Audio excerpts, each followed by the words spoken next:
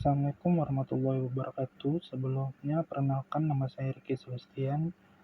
Tujuan video ini untuk mengumpulkan tugas akhir mata kuliah Metodologi Penelitian yang berjudul Transformasi Pemasaran Tradisional ke E-Marketing, tinjauan literatur tentang dampak penggunaan teknologi digital terhadap daya saing pemasaran bisnis. Baik, langsung saja. Yang pertama adalah latar belakang. Latar belakangnya adalah perubahan besar dalam strategi pemasaran disebabkan oleh kemajuan teknologi digital. Pemasaran tradisional digantikan oleh e-marketing untuk meningkatkan efisiensi dan jangkauan global. Terus ada transformasi ini tidak hanya membuka peluang tetapi juga menghadirkan tantangan baru seperti persaingan bisnis yang semakin ketat, masalah privasi dan keamanan data konsumen. Tantangan, persaingan ketat, privasi, dan keamanan data. Tujuan penelitian untuk mendeskripsikan dampak transformasi pemasaran ke e-marketing.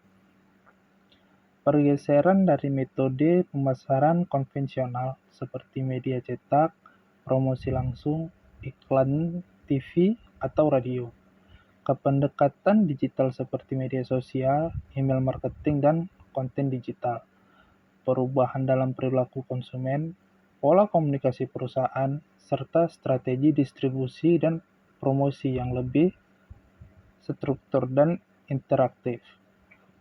Menelaah bagaimana perubahan ini mempengaruhi efektivitas pemasaran, keterlibatan konsumen, dan efisiensi biaya.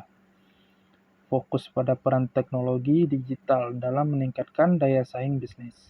Kontribusi penggunaan big data analitik konsumen dan teknologi interaktif seperti chatbot, CRM, dan AI dalam pengambilan keputusan pemasaran. Menilai bagaimana teknologi digital memberikan keunggulan kompetitif seperti kecepatan respon pasar, personalisasi layanan, dan penetrasi pasar global. Mengulas tantangan seperti perlindungan data, adaptasi SDM, dan kebutuhan investasi teknologi untuk mendukung daya saing jangka panjang. Selanjutnya ada perubahan strategi pemasaran. Pemasaran tradisional seperti media cetak menggunakan koran, majalah, brosur, dan pamflet sebagai sarana promosi. Terbatas secara geografis, tidak interaktif, dan sulit diukur efektivitasnya secara real-time. Promosi langsung, seperti telemarketing, direct email, surat penawaran langsung, atau penjualan tatap muka, bersifat satu arah dan memerlukan biaya tenaga kerja yang besar. Karakteristik umumnya seperti komunikasi satu arah, perusahaan ke konsumen, biaya mahal dan sulit dilacak efektivitasnya. Tidak fleksibel dalam penyesuaian pesan. Selanjutnya ada interaksi konsumen lewat teknologi. Platform digital memungkinkan komunikasi real-time. Teknologi digital seperti internet berkecepatan tinggi, aplikasi mobile, dan cloud system membuat perusahaan bisa merespon konsumen secara langsung, cepat, dan lebih fleksibel. Komunikasi real-time menciptakan pengalaman pelanggan yang lebih responsif dan efisien yang sebelumnya tidak mungkin dilakukan dalam pemasaran tradisional. Media sosial menjadi saluran komunikasi dua arah. Konsumen bisa menyampaikan pendapat, kritik, dan testimoni secara terbuka. Brand pun bisa membalas, mengedukasi, dan membangun komunitas loyal. Selanjutnya ada meningkatkan loyalitas dan hubungan dengan konsumen. Konsumen yang merasa didengar dan dilayani secara cepat cenderung lebih loyal terhadap brand. Interaksi dan konsisten membangun emosional engagement antara konsumen dan perusahaan. Komunikasi yang personal seperti ucapan ulang tahun via email meningkatkan kesan bahwa perusahaan peduli terhadap pelanggannya. Nah, selanjutnya adalah peran big data dan analitik. Mengidentifikasi perilaku dan preferensi konsumen.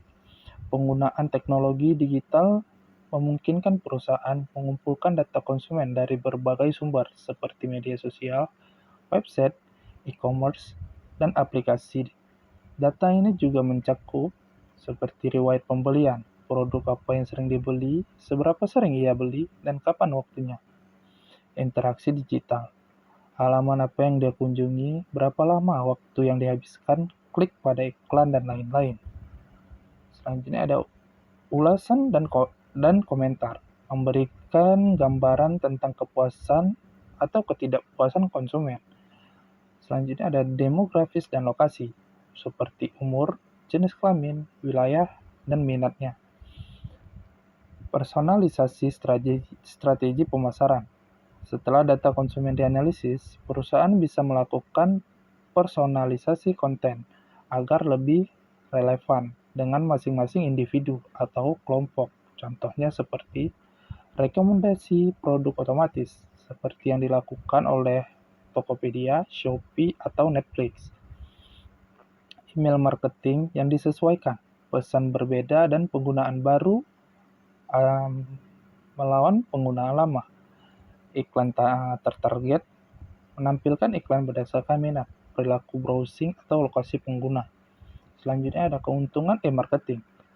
Akses pasar global. E-marketing memanfaatkan platform digital seperti website, media sosial, dan marketplace global, misalnya Amazon, Shopee, Tokopedia, dan juga Instagram, untuk menjangkau konsumen di berbagai wilayah tanpa batas geografis.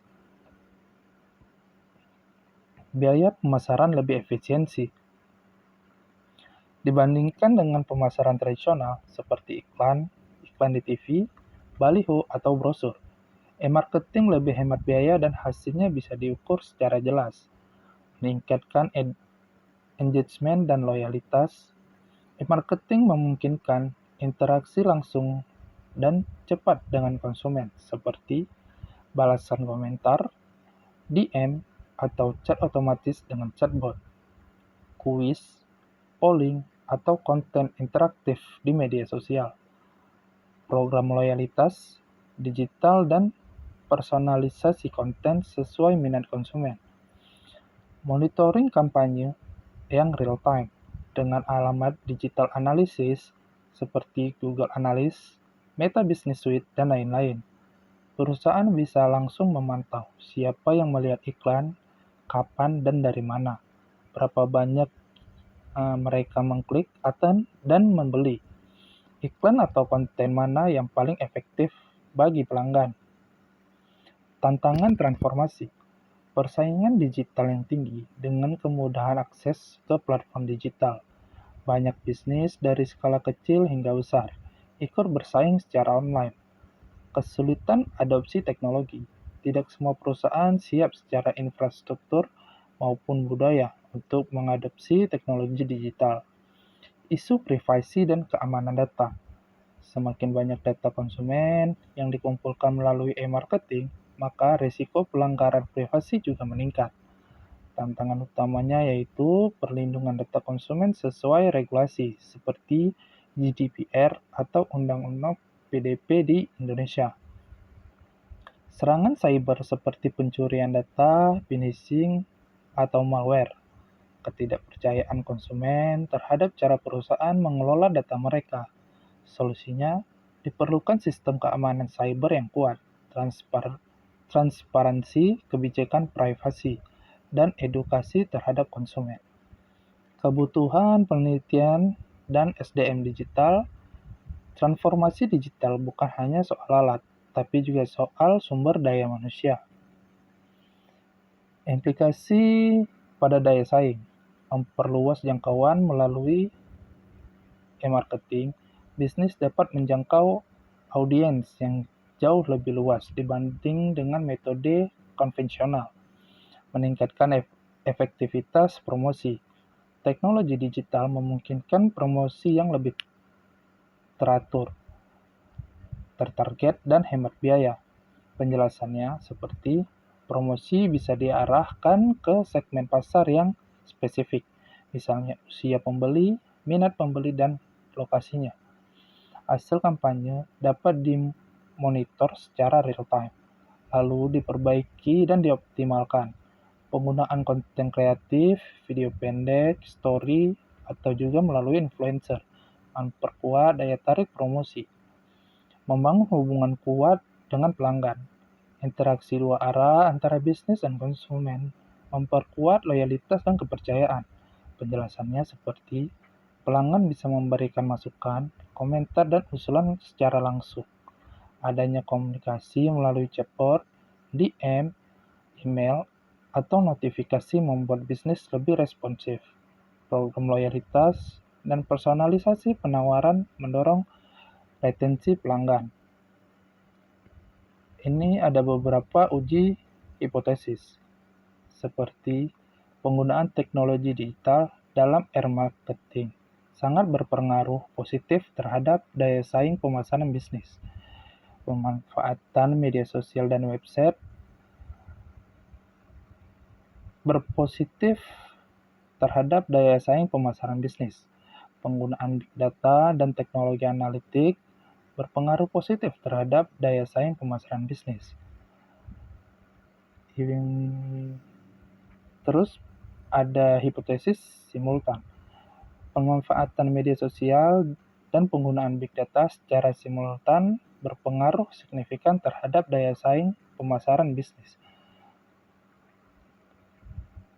Masing-masing dari pemanfaatan media sosial dan website, penggunaan big data dan teknologi analitik, serta penggunaan teknologi digital dalam e-marketing, semuanya sangat berpengaruh kepada daya saing pemasaran bisnis. Seperti contoh yang ada di gambar tersebut. Kesimpulannya adalah perpindahan dari pemasaran tradisional e-marketing bukan hanya tren, tapi kebutuhan strategis di era digital yang sekarang. Manfaat umum utamanya adalah memperluas pasar, meningkatkan efisiensi, memberikan pengalaman pelanggan yang lebih personal. Implikasinya terhadap daya saing, bisnis yang mampu memanfaatkan teknologi digital dengan tepat dan lebih unggul dalam merespon perubahan pasar, kebutuhan pelanggan, dan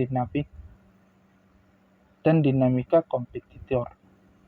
Baik, mungkin sekian hasil dari presentasi saya untuk tugas metodologi penelitian. Kurang lebihnya saya minta maaf. Assalamualaikum warahmatullahi wabarakatuh.